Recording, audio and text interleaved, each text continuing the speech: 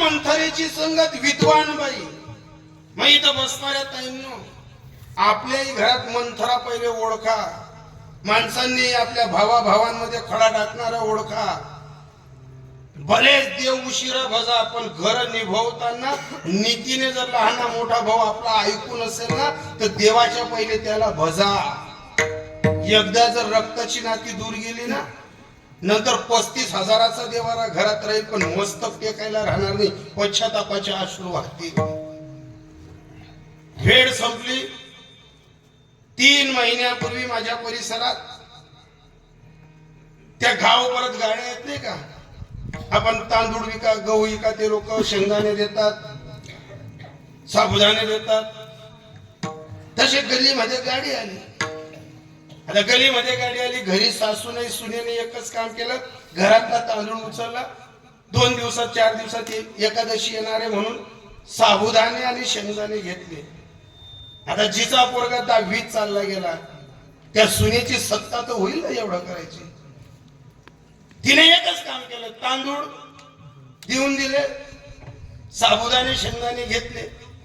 सासू घरी नसताना सुनेने असं वागल्यामुळे जेव्हा घरात दात्या घुसल्या आमच्या परिसरात, इतकी दाती घुसली. माझा मित्राचा पोरगा, 32 वर्षाचा पोरगा, विद्वान पोरगा, निर्मल सीडस मध्ये जाऊन 42,000 रुपये महिना उचलणारा पोरगा, एकुलता एक पोरगा, 9वी मध्ये पोरगा आहे.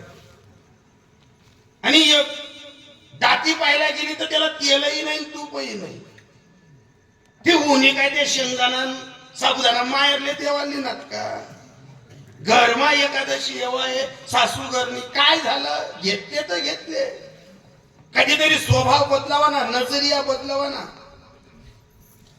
आणि एवढा तेवढा जर सासू गटाना करत असेल ना, तर सर्व सुनांना हात जोडून विनंती आहे, महादेवावरती पाणी टाकून महादेव भेटत नाही. पण जी बाईनी सासू नाही केली ना, तीन घर देव नांदाली. एवढं सूत्र डोक्यात ठेवा. जशी दाती घुसली घरात, माझ्या मित्राच्या मुलानं 3दा बोलवलं घरी मला. मी 3दा बोलवल्यानंतर एकदा माझ्या मित्राच्या घरी गेलो. माझ्या मित्राला समजवलं. माझा मित्र माझ्यापेक्षा 10-5 वर्षाचा मोठा, त्याने एकच सांगितलं, म्हणजे देख महाराज, तू दहा कल्पन पण मला स्वभाव माहिती. मी कोणा उठमागोनी, कोणा कुटमागोनी, मी कोणा गलीमानी, कोणा आलीमानी. मी बापणी माई मरेनंतर नाकलाई जमीन समायले भाऊबन किंवा नाव कमायचे. पण आते म्हणा घरमा जवळ आमना घरात दाना होतात नाही, तो शांतता होती. आज घरात तेलना डबडा भरेले, किराणा शे, पण या खाता घरमा या दोन्ही बाया दात्यांनी पाडी राहिल्या. आम्ही कष्ट करू तर दाती नाही होती, पण आज घरमा सुख शांतता आहे, दाती आवरायनी राहण्यात. दोन्ही बी सासू वाचले, ढोपर तर कोपर जोडती ना. शिलगा नाही तर मरा, माल मरण येत नाही म्हणजे मी जगी राहिनू. मी 4 सवाया गाव निवडून 4 सवाया गावने मला ग्रामपंचायतला सदस्य कर. मी गावना जाऊ, पण या घरमातला लोकेच ना वैनू नाही. माझ्या मित्राची पत्नी माझी मोठी भाऊजाई, तिला समजवायला गेलो होतो, वहिनी 42,000 रुपये कमाईला राही ना, तू शेंगदाणा आणि साबुदाणा सोडते, दाट्या घालू नका. इथली गोष्टी सोडते कायम. माझीच भाऊजाई मला सांगायची, तिने का आजच मालकीन बनाई देऊ, आजच तिने हातमाती देऊ.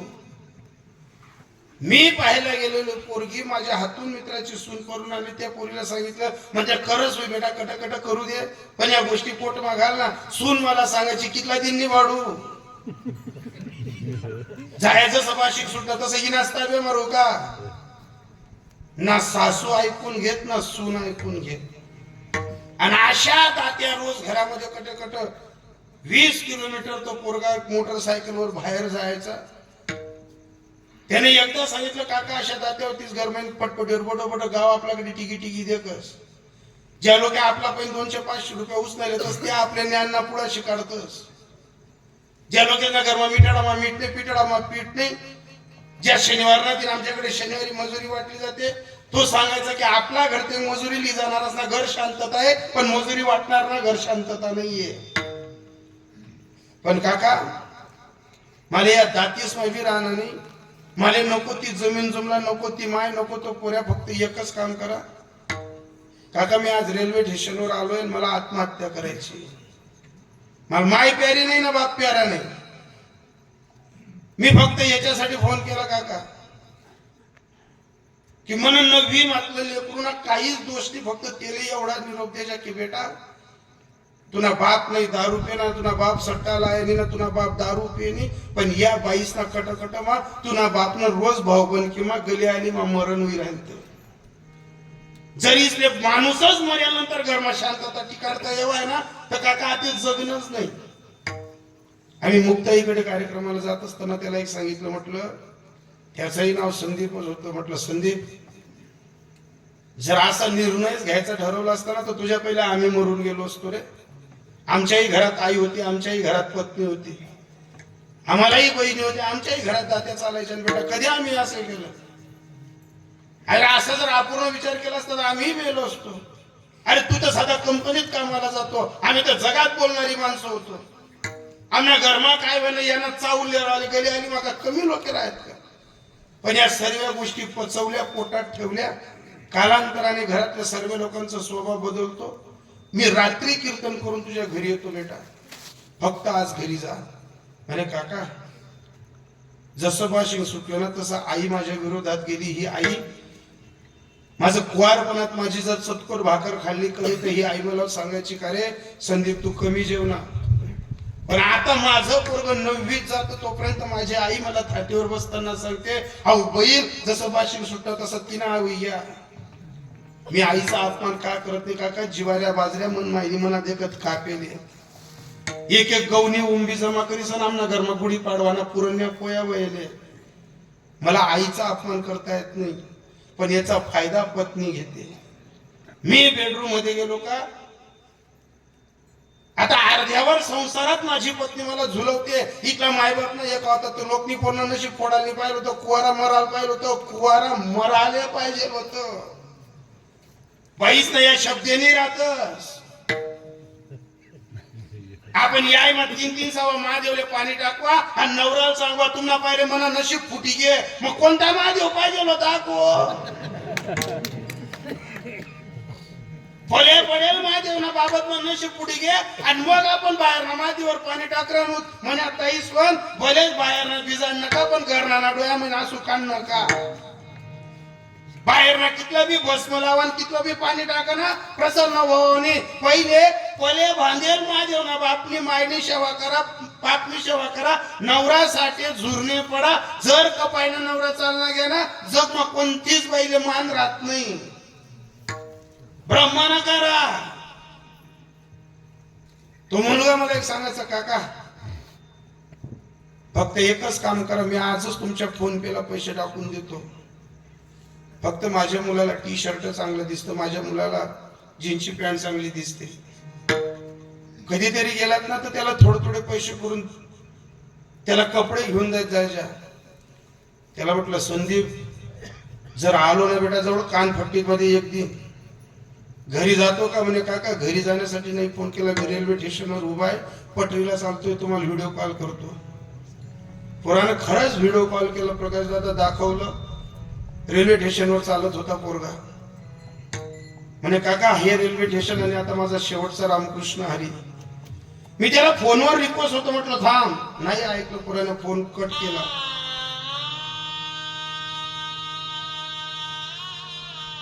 नंतर जेव्हा हळू हळू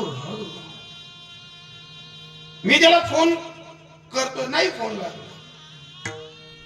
मी त्याच्या गावातल्या पोरांना फोन लावला की तो रेल्वे स्टेशनवर माझी कुरंगी नाक्याकडे फिरतोय, काहीही करा जा फक्त लवकर. त्याच्या गावाहून 25 किलोमीटरचं अंतर जायला 20-25-30 मिनिटं लागले. पण तिथपर्यंत गावातली पोरं जात नाही तोपर्यंत त्याने रेल्वेत अंग टाकून दिलं. पण रेल्वेत अंग टाकल्यानंतर परिणामी असं दुःख, जो पोरगा आपला खांद्यावर खिना अंगावर खिना जेले आपण बिस्किटना पुडा खावाडा, ज्या मुलाला आपण कपडे घेतले, ज्या मुलाला आपण लहानपणी मोटरसायकलचा चक्कर मारला, त्या मुलाने रेल्वेत अंग टाकून दिलं. ज्याला मी फोन लावला होता ना त्याने मला फोनवर सांगितलं, महाराज संदीप गेला आणि सर्व तुकडे तुकडे झाले.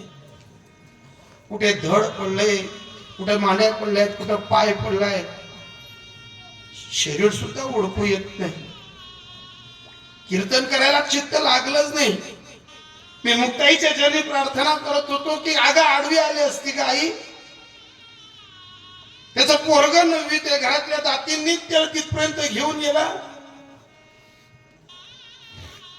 पण दुसऱ्या दिवशी 1:30 वाजेपर्यंत त्याचं प्रेत पीएम रूम मध्ये पडलेलं होतं. सकाळी जेव्हा गेलो तर पीएम रूम मध्ये जेव्हा पाहिलं, ना डोकं जोडता येत होतं ना पाय जोडता येत होते. जसं अजितदादांचं गासोडं दिसत होतं ना तसं त्या पोऱ्याचं गासोडं दिसत होतं. प्रेत यात्रा झाली हो.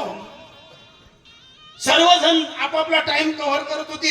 ज्याचं ज्याचं जातं, बाईचा कुंकू गेला, पोराचा बाप गेला, माय बापाचा पोटचा गोडा गेला, लोकांना काय म्हणलं, गर्दी मिटली.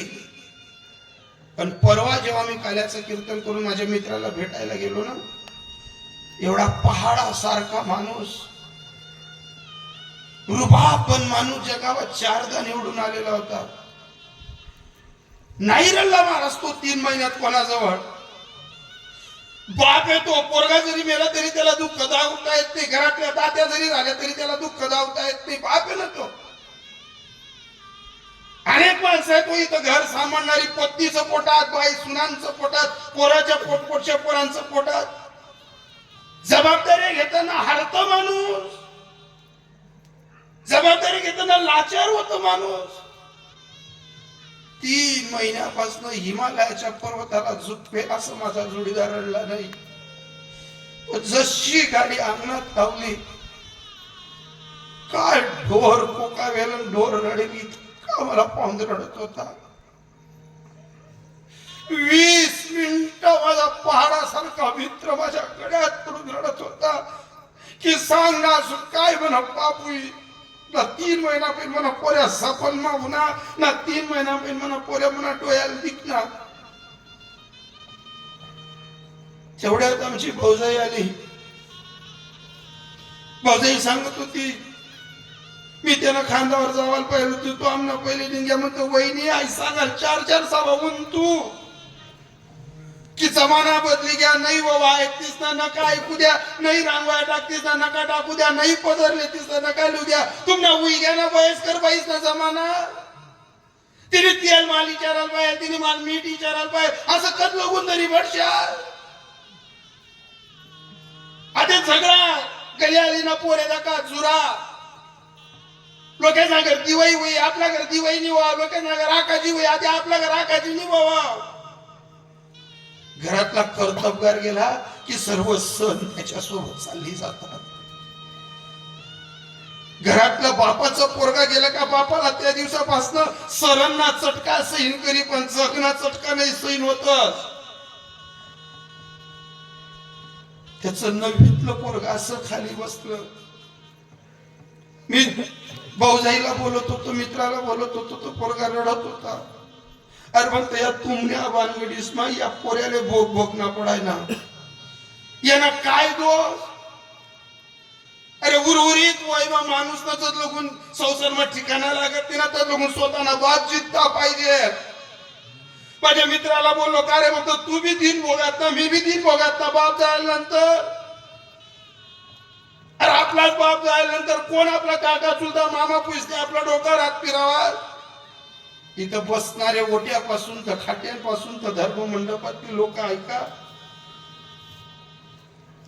आपल्या बापाची सर कधीच येत नाही. बाप लंगडा राहू द्या, फुटका राहू द्या, बाप आंधळा राहू द्या, बाप जित्ता राही ना तो पोऱ्यासाठी लगीनसाठी कोणा बी घर बायोडाटा दी, कोणा बी घर रावण्या केली. अनेक पोरं तरसतात, सांगतात महाराज आमना बाप नाही, कोणा काका नाही ना कोणा चुलता नाही. कोणीच म्हणत नाही का तुमच्यासाठी स्थळ लावू का. ज्यासना बाप जिततायत ना, बाप कोणा बी पाय धरस. मी त्या अनुभवात निघालेलो होतो. त्या मुलाकडे पाहताना एकच करायचो की आभाग्या या बाया नडल्या तुला, तोपर्यंत ती पोरगी आली आणि सांगत होती, जिला मी समजवायला गेलो होतो ती मला सांगत होती आम्हाला वारस दाखला करायचा, कसा करायचा. म्हटलं जगन्नाथाच्या फोटोशी,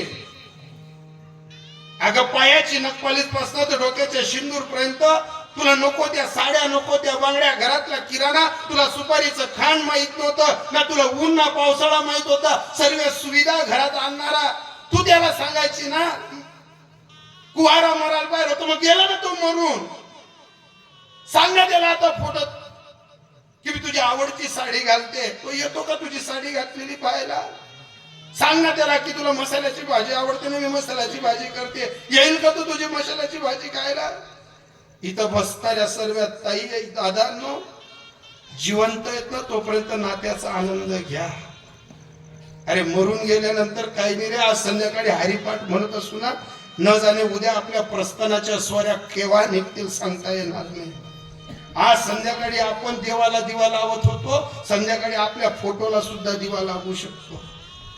15 दिवसापूर्वी त्या सुनेत्रा पवारांच्या चेहऱ्यावर कंपाळाचं कुंकू होतं, भरगच्च बाई दिसत होती, आणि आज त्या बाईच्या कंपाळी कुंकू नाहीये. काय कमी आहे त्या बाईकडे? सत्ता, पद, वैभव, प्रतिष्ठा सर्व आहे, पण चिमूटभर कुंकू कंपाळी नाहीये. मग आहे त्या कुंकवाचा आनंद घ्या. या घरातल्या छोट्या छोट्या दातींमुळे काय झालं? डाकाच्या संगती सोनेहीन झाले आणि मोल ते तुटले लक्ष कोटी. वैभवशाली कुटुंबात मिठाचा खडा पडला, पकवानाचा ताठा जसा होतो तसं विषान्य पकवाने गोड कडू झाले. कुसंगतीने केले तैशा परी. मग हे कुठं ऐकायला भेटेल? हे कीर्तनात ऐकायला भेटेल. हे कुठं ऐकून घ्याल? हे प्रवचनात ऐकून घ्याल. इथं का ऐकाल? हे धर्माचं धर्म मंडप आहे. इथं तुम्ही आता रडतायत, प्रत्येक जण डोळ्यातनं अश्रू काढतायत. अरे कोणाचा मुलाचं दुःख, कोणाचं बापाचं दुःख, संसारात अनाढाई अडचणींना सामोरे जाऊन आपण संसार फुलवला, पण आता ते आपल्या घरात व्हायला नको. कोणाला असा दुःखाचा पडदा यायला नको. मग आपल्याही संगतीनं आपण भगवंताची नाड घेतली, बोट धरलंय. आता 84 जर काढायची असेल तर त्याला कीर्तनच महत्वाचं आहे, त्याला वारकरी संप्रदायच महत्वाचा आहे. मग याच्यासाठी जे तत्व मांडलं तुकोबरांनी ते अभंगाच्या